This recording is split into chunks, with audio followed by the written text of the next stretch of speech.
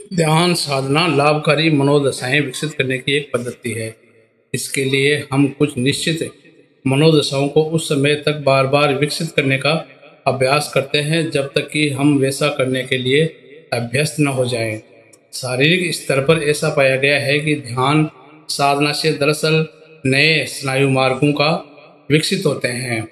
ध्यान साधना के अभ्यास से हम विभिन्न प्रकार की लाभकारी मनोदशाओं को विकसित कर सकते हैं।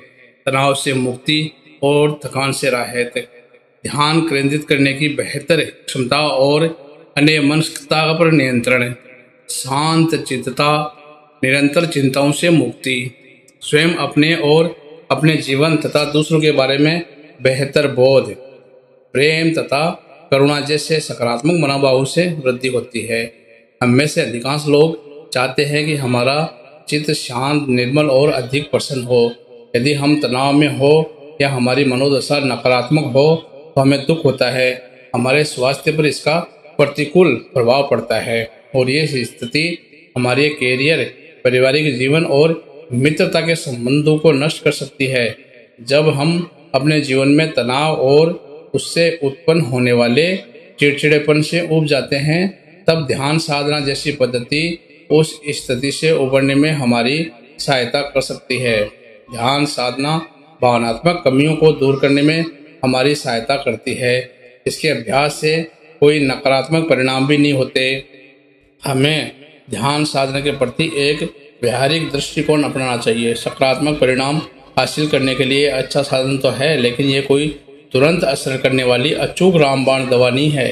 केवल किसी एक कारण से कोई परिणाम हासिल नहीं किया जा सकता है, बल्कि उससे तो कारणों और स्थितियों के एक समूह के माध्यम से हासिल किया जाता है। उदाहरण के लिए, यदि हमें उच्च रक्तचाप की समस्या हो तो ध्यान साधना उसमें निस्संदेह उपयोगी साबित हो सकती है। लेकिन साथ ही यदि हम अपने खान पान में भी बदलाव करें, व्यायाम करें और दवाएं भी लें तो परिणाम और भी बेहतर होते हैं। ध्यान साधना करने के कई तरीके हैं और हालांकि वे सभी हमारे चित्त और शांत करने में सहायक है, लेकिन चित्त की शांति ही इसका अंतिम लक्ष्य नहीं है।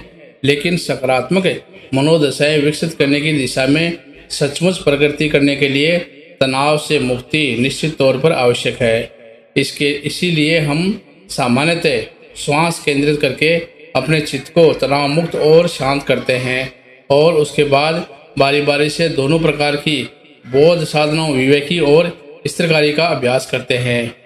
विवेकी ध्यान साधना, जिसे अक्सर विश्लेषणात्मक कहा जाता है, में हम तर्क वितर्क विवेकी बुद्धि का प्रयोग करके प्रेम जैसी सकारात्मक मनोदशा को विकसित करने के लिए अपने आप को क्रमबद्ध ढंग से तैयार करते हैं, या हम तर्क वितर्क का प्रयोग करके किसी स्थिति का विश्लेषण करते हुए उस स्थिति की क्षणिकता जैसे विषय के बारे में सही बोध हासिल करते हैं, या हम बुद्ध के किसी स्वरूप जैसी सकारात्मक गुण वाली किसी छवि की कल्पना करके उसके बारे में सही बोध हासिल करने का प्रयास करते हैं।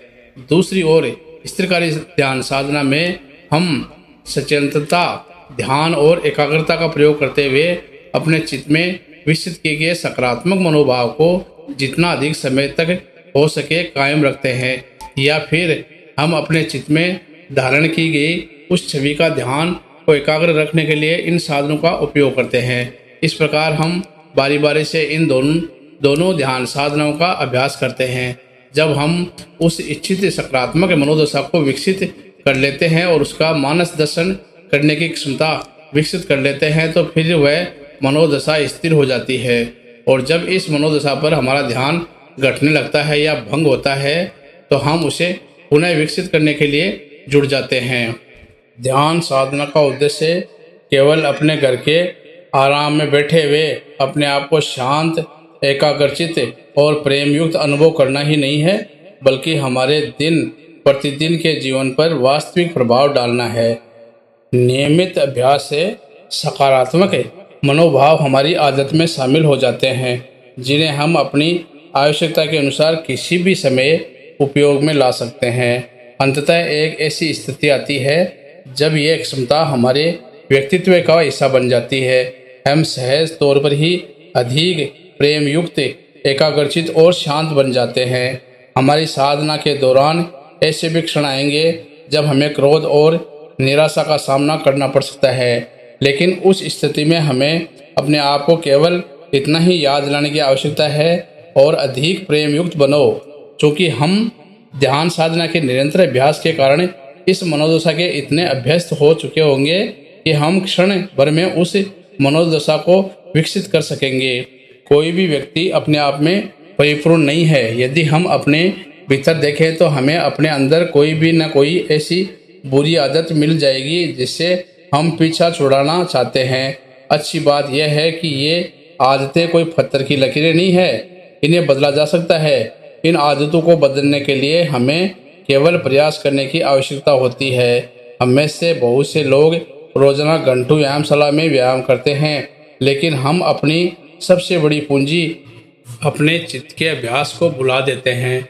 इसकी शुरुआत करने में कठिनाई तो होती है, लेकिन एक बार जब हमें अपनी जीवन में ध्यान साधना से होने वाले फायदों का अनुभव होता है तो फिर अपने चित्त के अभ्यास पर समय लगाने में खुशी ही मिलती है।